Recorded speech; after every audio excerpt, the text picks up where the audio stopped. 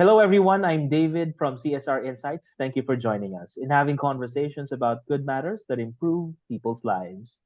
Exciting po ang araw na ito because we're launching a new show called Lifelong Learning, hosted by, of course, our friend, Engineer Ophelia M. So. Mrs. So, hello. Baka po may gusto kayong sabihin sa ating audience about the show. Hello po. Magandang umaga. Good morning. Mahalap nalong in Capulinho, where I came from. Maayong buntag sa Cebuano. Maupay nga aga sa Bisaya. Oh. Yan dyan na po lahat yata ang greetings. Opo, Mrs. So, So, bakit yun nga po. ba lifelong learning ang naisip mong gawing title for our show? Kasi sa experience ko po, being 70 years old, ah kailangan po may mandatory na learning when we were growing up. Tapos ngayon, we explore the world through experiences and through contacts with people around us or people that we, that are our idols, ganon.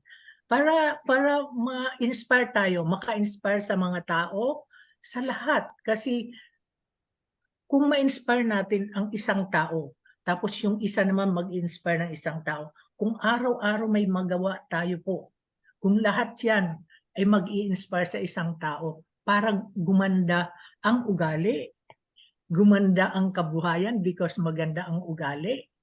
Ganon.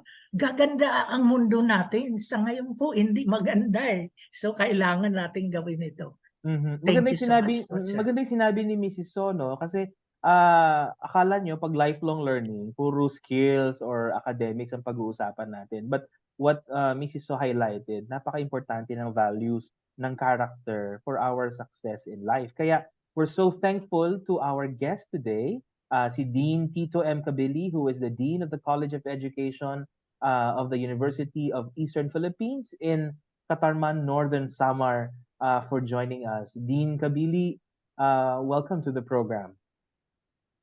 Thank you, sir, and good morning, Sir David. Good morning, and Ma'am So, good morning, and thank you for considering me here in your program.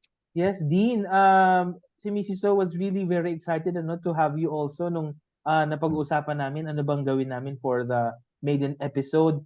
Pakwento naman po about your journey very briefly. Ano po ba? Kayo po ba gusto niyo talagang magturo from the start or ito po ay iba't ibang profession muna napuntahan niyo bago kayo maging dean? Okay, sige po. Right after graduation in high school, it wasn't my dream to become a teacher. My dream was really to become a priest. But then our family belongs to a very poor family, and no one could possibly finance my going to the priesthood. So, to be true, I was a bystander for 5 years because our family cannot finance our schooling. All of us, the 7 in the family, are but more than willing to enroll in college, but then all of us quitted because of poverty. So this is the item and the thing that really pushes me to really pursue. And being a teacher was the desire of my mother. So I consider my mother as my first teacher, who was just a grade 6 graduate. But I considered her to be the best teacher ever in life. So she opted me to enroll in a teacher education program. And I would like to underscore this, that I really wanted to enroll in a Bachelor of Secondary Education major in English.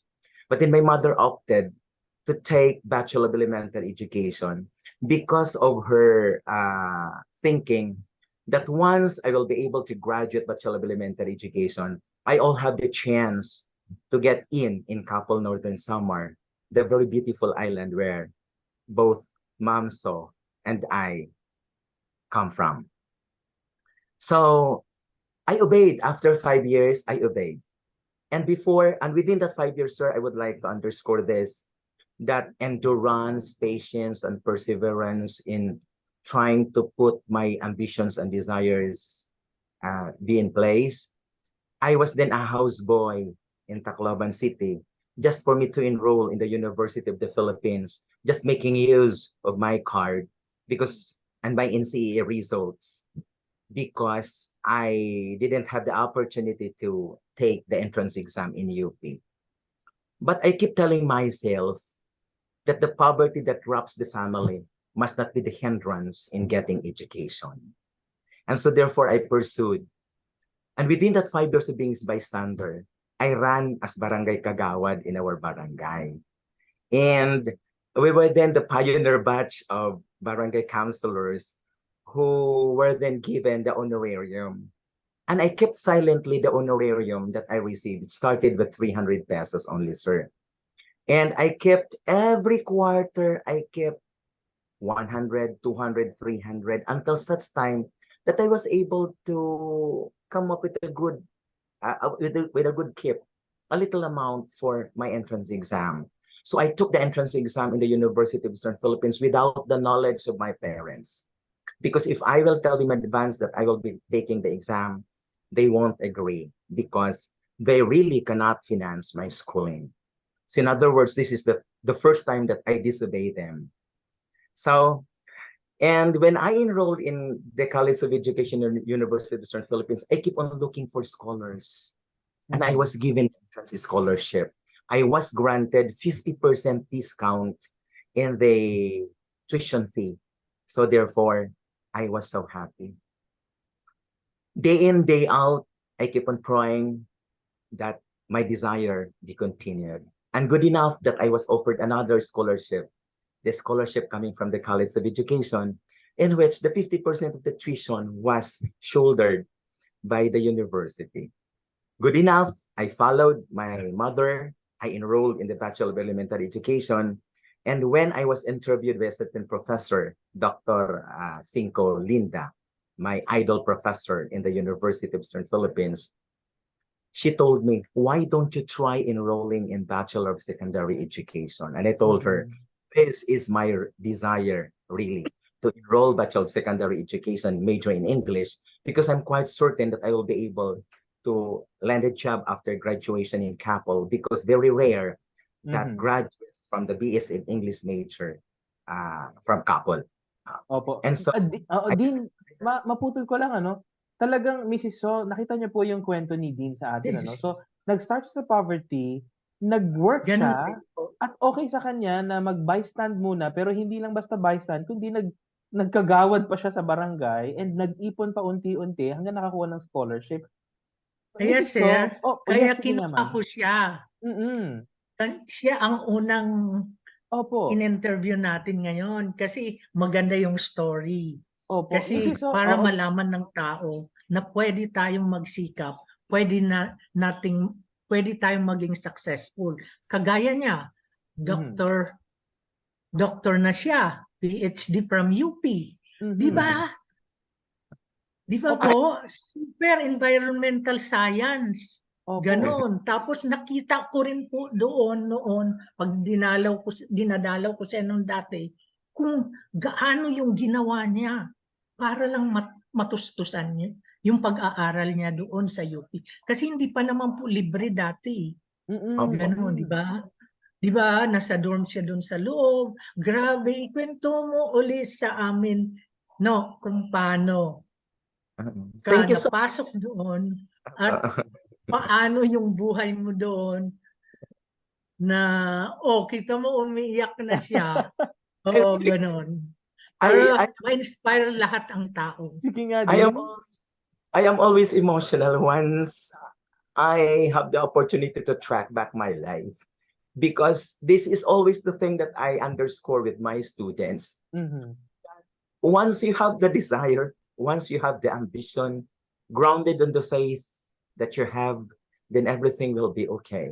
Now, I may go back before going into my life in UPLB.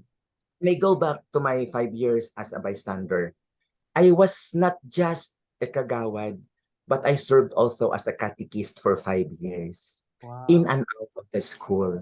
So, catechetical activities during Mayflower, and that was the first time also in which the good manners and right conduct entertained catechism in schools, both elementary. So I have from one school to another to another. So I served 3 schools during that time, just for me to make my life busy. And in the afternoon, I used to do the laundry, the household work in sa bahay, and then Grabe, no? do some gardening kasi si nanay at saka si tatay nasa bukid. Nasa So, farm. nasa farm. I have to make myself also busy such that I am that productive citizen. I am not a liability. And I would like to underscore also that I won as the first kagawad for 2 terms while Talaga. opo. Grabe So talaga. when Ano I was niya, already achievements. opo, Achiever talaga. when I was Achiever mo. in the Ganon. university, third year college ako noon, napili ako siguro academic, basing on the general weighted average. The whole of the university nakatop notcher po ako. So yun po. And that was Wow. the good push for the university president to give me a little of an invitation to enter the University of Eastern Philippines after graduation. And good enough that there was accreditation, AACOP accreditation in the college. Our batch was the first to be interviewed in that accreditation. And I was then a student leader that time. So, sabi ko sa sarili ko, I have to volunteer so that I will be trained. Ako po ang tao na hindi marunong mag-escape sa trabaho. Nagvo-volunteer pa po ako. Lalong-lalo Wow. na po sa mga interview. Yeah. Halimbawa, interview about the curriculum, about how to become a teacher, how to become a teacher. Palagi akong nagvo-volunteer. May Kaya advantage. karapat-dapat ka dyan May sa advantage. tungkulin na yan, di ba? Yun yun dapat maintindihan ng lahat ng tao. Oo, Hindi ka lang nasa gilid.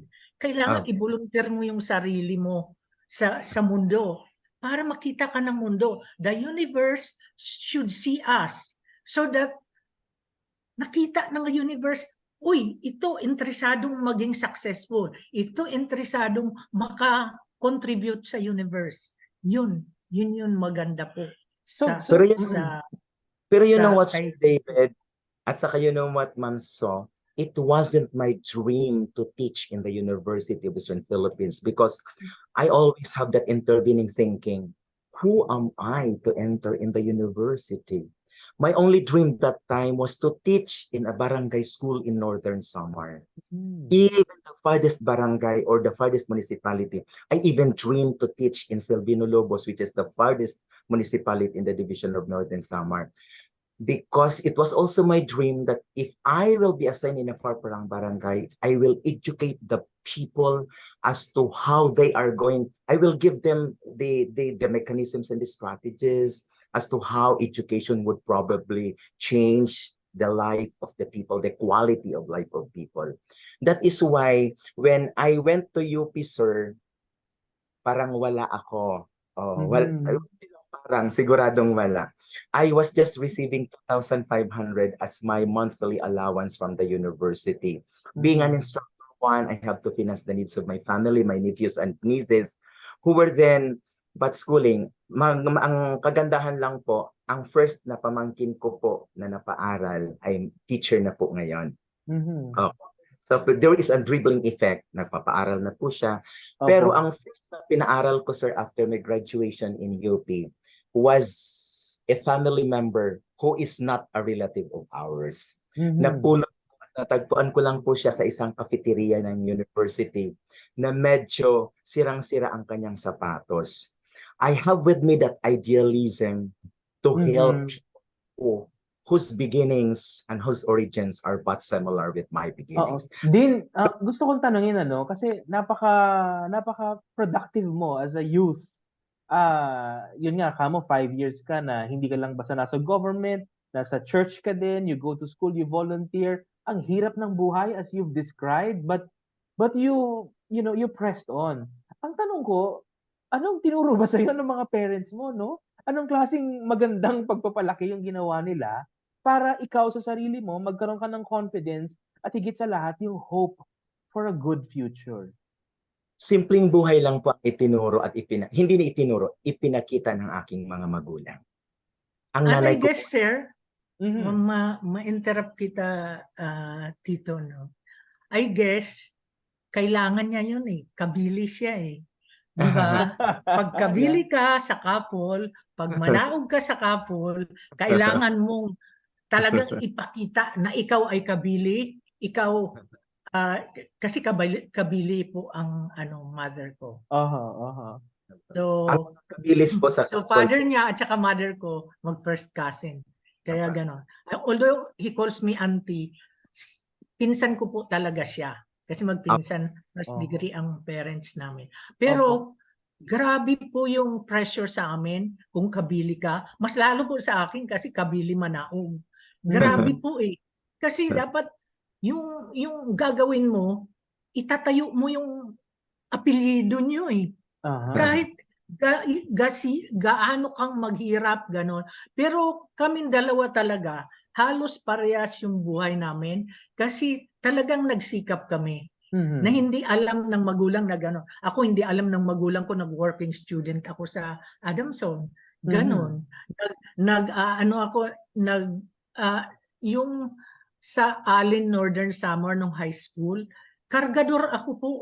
From Oho. the boat to the stores, from the stores to the boat. Para yung Oho. mga dali na nila ibibenta dito sa Allen, from Allen naman dadalhin sa Kapul. Kargador po ako bago mag-start ang classes ko. Mhm. Ganon.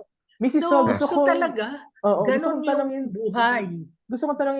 si Dina, no? Parang, so ngayon na you're a leader in the university, you're handling your professors, instructors, lecturers, and then meron kayong mga estudyante. Eh di ba ho, based on studies, medyo nagbabago yung landscape ng youth, ano, yung kanilang pananaw sa buhay or how they interact with each other.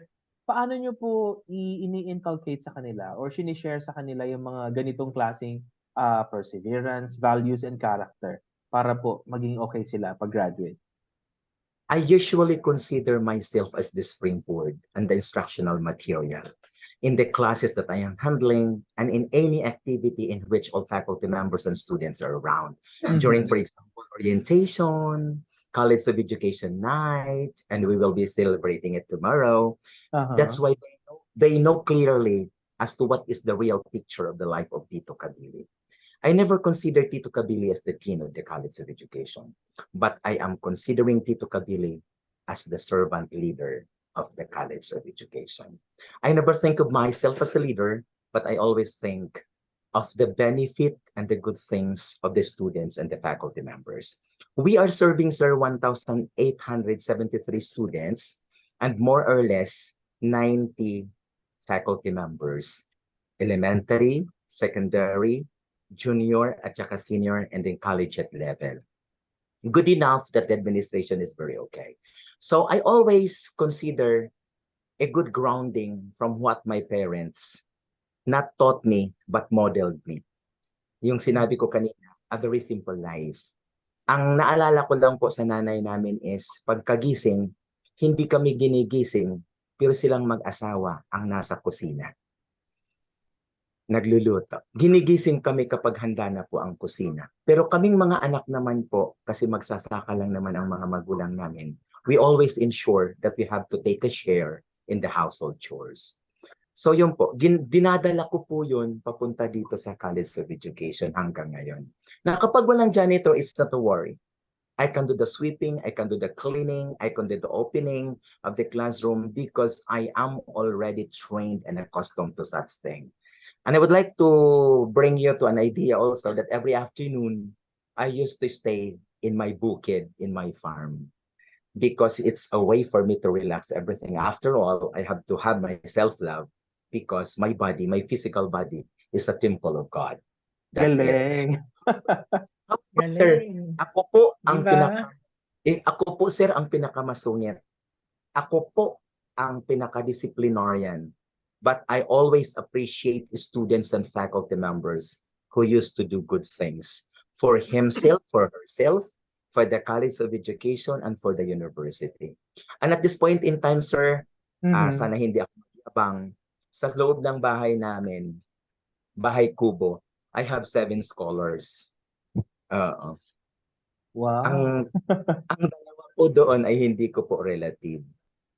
Apo. Mhm. Tapos, silently po, hindi po alam sa bahay, may pumupunta po sa opisina, 5 scholars po na pumupunta sa opisina para humingi ng konting allowance. Mhm. I must not broadcast this because I used to do this silently, personally and professionally.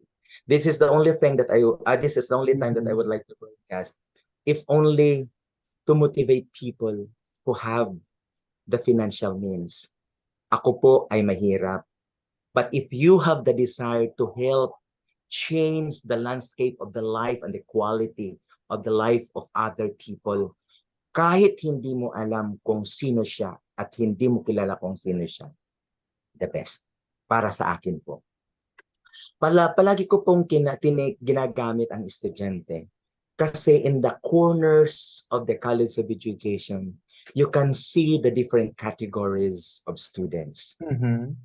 Young and old, poor and rich, those who really do not have the enough allowance, etc., etc. So I used to roam around the college significantly early in the morning, during noontime, and in the afternoon, and you would see some students crying because at 5 o'clock, wala pa nga silang pananghalian. Uh-huh. May mga ganyan. Tapos may pupunta sa office, sasabihin, "Sir, pwede ba makahingi ng 50 pesos?" Another thing, sir, is, minsan, kahit sir, pampagupit. Mhm. Pero ang sarap, sir, na imbis na pambili ko ng ulam, isi-share ko muna sa estudyante. Di ba? Yung parang ganun. Hindi ko naman, sir, na ipinagyayabang ito lahat. Mhm. Twice a month, I used to visit the poorest community, identified by a certain group of nuns. So I used to lecture there as a catechist, na kapag may konting extra ang packet ko, nagdadala ako ng mga konting bagay-bagay. At saka twice a month po, nagbi-visit po ako sa kulungan, sa persons deprived of liberty. Doon nagli-lecture sa mga topics na gusto nila. So, hindi Yan. po ang topics manggagaling sa amin, Yeah. nanggagaling po sa kanila. Yan po, Oo. sir, ang inspiration. Oo nga, Mrs. So, ano ba tong Talaga. guest natin ngayon? So, super talaga, di ba? Tama Oo. yung kinuha ko. Yeah, Ngayon, Mrs. So, talagang, anong masasabi nyo? Kasi when I talk to you, madalas po, and then ngayon si Dean Tito Cabili, parang buhay na buhay sa kanila yung sense of volunteerism. Of giving back to the community. ganun mo siguro because sa pinagdaanan niya. Okay. Sa pinagdaanan niya na gusto niyang hindi maranasan ng todo-todo ng tao na Opo. makatulong siya. Kasi ang mga magulang niya kahit istrikto, mabubuting mga tao. Opo. Ganon, pinalaki kaming mga mabubuting tao. Kaya kung pwedeng mag-share ng kunti, whatever you have, Yeah. ibibigay mo. Ganon, sa mga taong nangangailangan. Parang pagkatapos niya noon mag-aral dito ng PhD sa UP, dinala ko si Chris, yung anak ko, Opo. sa kanya para turuan niya. Hindi Mhm. siya tumanggap ng bayad. Kahit Oo. wala, nagsisimula pa lang siya eh. Opo, Pero hindi opo. siya tumanggap ng bayad. Nandun po si Christopher sa Samar hanggang nakayanan niya yung lungkot, hanggang nakayanan ko din yung lungkot. Kasi super nandito ako sa Manila kasi I had the 2 girls. I had to take them to school. Ganon, I was the driver because they're Opo. girls.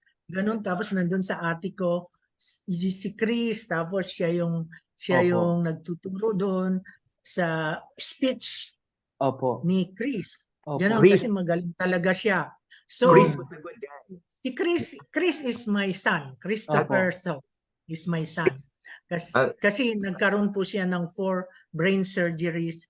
Kaya po talaga yung capacity niya to learn is really very limited. Pero ginagawa namin po yung kaya niyang matutunan, dinadalaw namin siya doon, pero siyempre masakit pa rin na pag iniwan mo.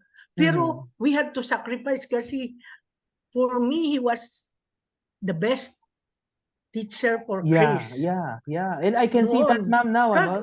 Wala naman po Mm. sa degree niya eh. Pero Opo. nasa puso niya po eh. Yeah. Hindi po sa Mm. degree yun eh. Parang ako, industrial engineer, pero nagtayo ng school, di ba? Ganun Oho. lang po yun. Kung ano lang yung gusto nating gawin na Mm. makatulong tayo, yun ang mahalaga eh. Tama Hindi po. mahalaga yun kung anong inabot natin. Mas mahalaga yung puso. Kasi yun talaga ang nagdidikta dapat, kahit nasa baba siya kaysa utak, mas mahalaga ito. Mas Thank you, mahalaga Mrs. po So. ito. Galing. So, Diba, ang sir? dami kong natututunan dito ha. I hope yung mga people watching us, i-record nyo to, i-play nyo ng i-play para ho marami kayong matutunan pa. Dean, Tito Cabili, very briefly, ano po ang inyong final message siguro, words of encouragement for our learners, who are struggling right now and, merong dreams na gusto nilang abutin? With the many and with the thousands and even millions who are but starving but very desirous to have education, do not end up your dream. Keep dreaming and initiate actions towards your dream. And I will leave you 4 letters. The first one is letter T. Turn to God in everything you do, and He will do all the rest. And with your ambitions, I will leave you the second letter, letter I. Always initiate actions of your own towards the accomplishment and attainment of your dreams. And number 3 is letter T again. Be true to yourself. If you don't have anything, ask. If you don't know anything, ask. Because there are a lot of instruments coming from the Lord God. And the 4th letter that I will leave to these dreamers like me is letter O. Always be optimistic. Think always positive. Every day is a day of gratitude. Every day is a day to appreciate the blessings from God. And every day is a day to open our hearts and our minds, to learn and relearn, to engineer and re-engineer everything in our lives. So I will repeat, sir. The first letter is letter T. The second letter is letter I. The third letter is letter T. And the 4th letter is letter O, making my name as the acronym. Thank you, sir. Dr. Tito M. Cabili, Dean, College of Education, University of Eastern Philippines. Maraming salamat po. Mrs. So, baka ho meron kayong gustong sabihin before we end the show? Okay, Tito, I'm really so proud of you. Sobra ang paghanga ko sa iyo. Grabe talaga ang inspirasyon na binigay mo ngayon sa amin, sa lahat ng nakikinig. Super talaga kasi akala ko matindi na yung pinagdaanan ko eh. Mas matindi, sobrang-sobra pa pala yung pinagdaanan mo. Pero talaga nandyan yung puso, yun talaga ang kailangan. Kaya mahaya salamat si Kaauno. That's in Kapulinyo. Maraming salamat. Thank you very much. I hope that yung ginagawa mo ngayon, tapos malagyan natin ng ilaw para mas makakatulong. Huwag kang mahiya na magsabi sa akin kung kailangan na makatulong, tutulong kami ni Sir David sa mga adhikain kasi kailangan natin yun sa mundo na to. Kailangan natin ng mga workers na may puso talaga, na malinis ang puso. Hindi lang puso. Kasi marami namang may puso eh. Pero kailangan pure ang puso dito. Pagdating sa education, pagdating sa learning, pagdating sa mga bata, lalo't lalo na sa mga children with unique needs. Sobrang laki ng puso ang kailangan natin kasi super ang pangangailangan nila. Super na pagmamahal, super pag-iintindi, super pag-iisip kung ano ang kailangan talaga nila. Ano ba talaga kailangan nila para nandito sila sa mahusay na mundo na kaya nilang maging independent. maging independent, na kaya nilang buhayin ang sarili nila. Last Saturday, sabi ni Chris, with his friend, yung crush niya. Our relationship is just friendship because I cannot support you. Imagine niyo, iniisip pa rin niya yung paano isusupport kung sakaling maging asawa niya yung friend niya. Di ba? So, yun ang kailangan natin ipaintindi sa mga bata. Dapat mag-isip rin kung ano yung makagaganda sa buhay nila at sa buhay ng mga taong nasa paligid nila. Maganda ang mundo po natin. Maraming salamat po uli. Maraming salamat, Tito. Dami ko pong natutunan dito, ha. Thank you for watching Lifelong Learning with Engineer Ophelia M. So I am Deivid Rioferio of CSR Insights. God bless you.